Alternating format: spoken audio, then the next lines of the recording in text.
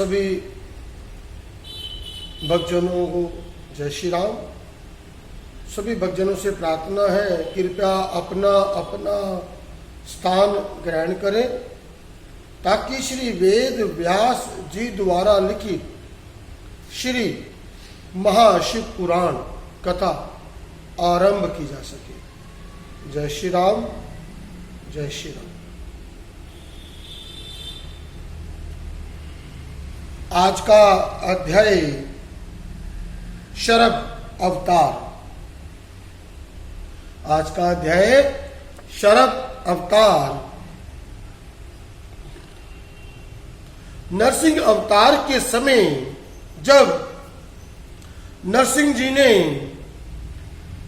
हिरण्यकश्यप का वध कर दिया तो भगवान शिवजी जी ने वीरभद्र से कहा कि तुम नरसिंह के क्रोध को शांत करो।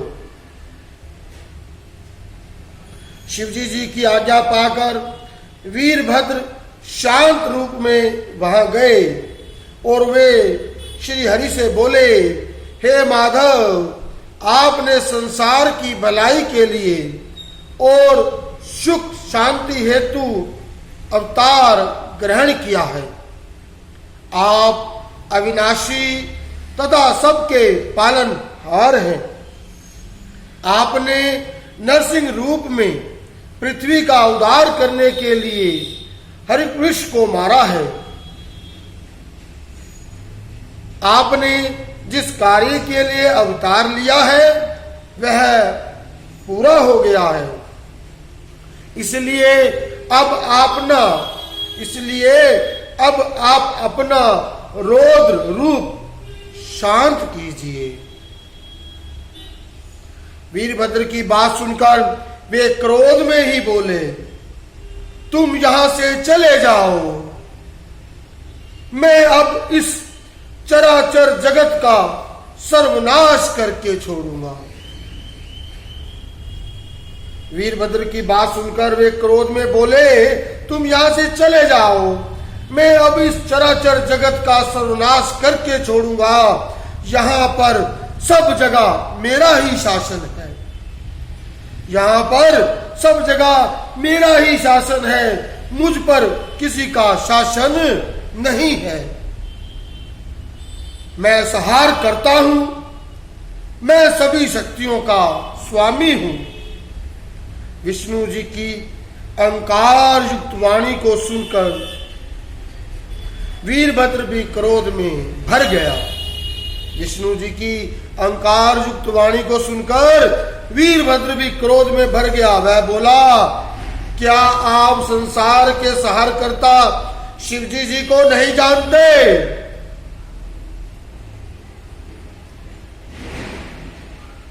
मैं आपके हित के लिए ही शिवजी जी के कहने पर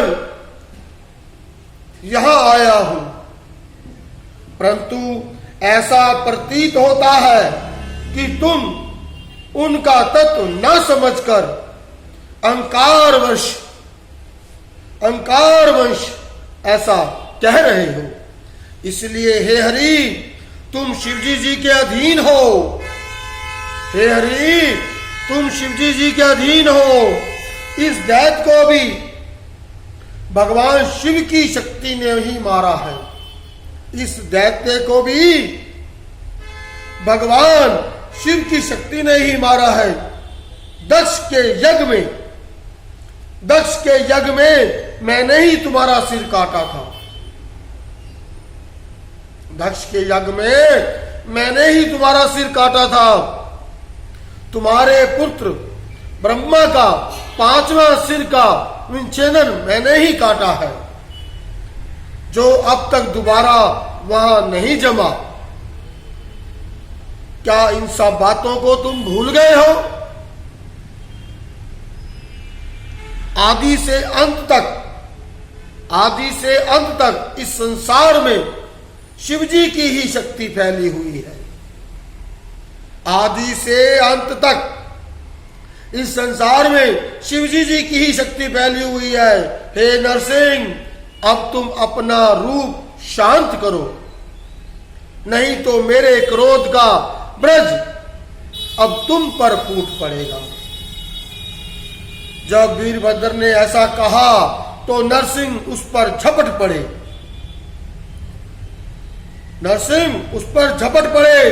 इससे आकाश में व्यापक शिवजी जी का कठिन तेज स्वर फैल गया।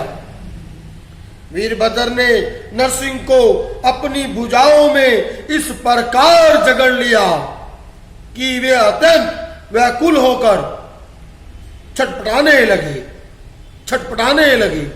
तब वीरभद्र नरसिंह को लेकर आकाश में उड़ गए और भगवान शिव जी के वृक्ष के नीचे डाल दिया। और भगवान शिव जी के वृक्ष के नीचे डाल दिया। भगवान विष्णु छटपटाने लगे। सभी देवताओं और ऋषि मुनियों ने शिव जी की स्तुति की कि श्री हरि का शरीर क्षीण हो गया है। उनका सारा तेज वीरभद्र के लीन हो गया है। उनका सारा तेज वीरभद्र में लीन हो गया है। देवताओं की स्थिति सुनकर भगवान शंकर बोले, आप घबराओ नहीं, आप घबराओ नहीं, इससे इनकी महत्वा कम नहीं होगी। तब तक पक्षीराज शरभ ये कहकर श्री हरि के शरीर को लेकर पर्वत पर चले गए। तभी भगवान शंकर नरसिंह के चर्म को धारण करने वाले और मुंडन माला में उनका मुख भी सम्मिलित कर लिया। समस्त देवता श्री हरि सहित शिवजी जी की स्तुति करके अपने अपने धामों को चले गए। श्री राम जय जय राम। श्री राम